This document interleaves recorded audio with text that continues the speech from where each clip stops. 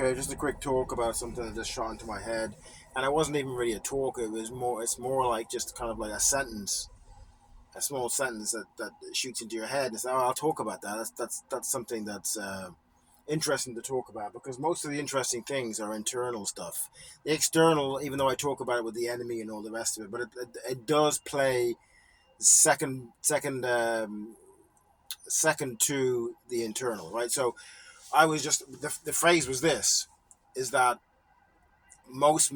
nearly all men are captured by women, right? But I had it in my head in a different way. Let me just think for a sec.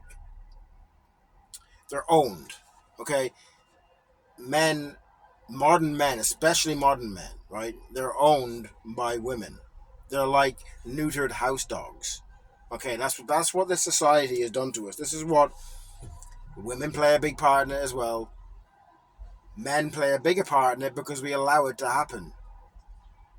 How I got to where I am right now was through so much suffering to do with it that it just snapped.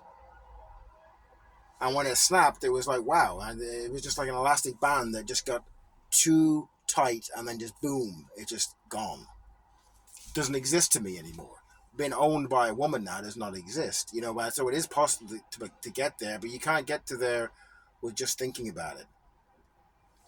Thinking about it does no good because you can think about a problem till you're dead. It doesn't do nothing, right? It doesn't do anything. So pain is a good opening for it. Awareness with knowing that you can do nothing about it is a good thing. Them two things are really good. They take time and usually they will just drop by themselves. But like when I look back at all that kind of stuff, I was worse than anybody else when it came to the man woman dynamic. I was terrible. Absolutely terrible. I can say anything I want to women now, and pretty much I don't really care because I'm not being deliberately nasty to anyone, right? And that's different, right? But what I do try and toy around and move around with the playground of this, on the railway tracks, but around it kind of thing, is that I become aware of that, like that is gone now. That is gone. I'm not owned by any woman.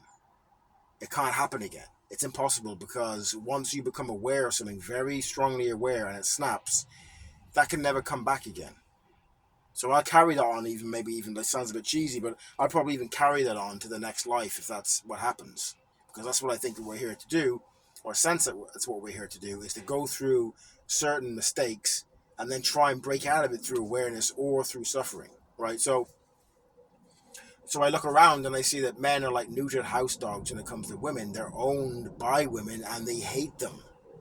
They hate them women. And women hate the men too, who have allowed themselves to become so weak that this woman who is very strong in her own lane has allowed men have allowed them to dominate them. All right, so when you're no longer owned by any woman, there is a certain freedom to that in that area, an amazing freedom, because you no longer are depend on them being around for your survival.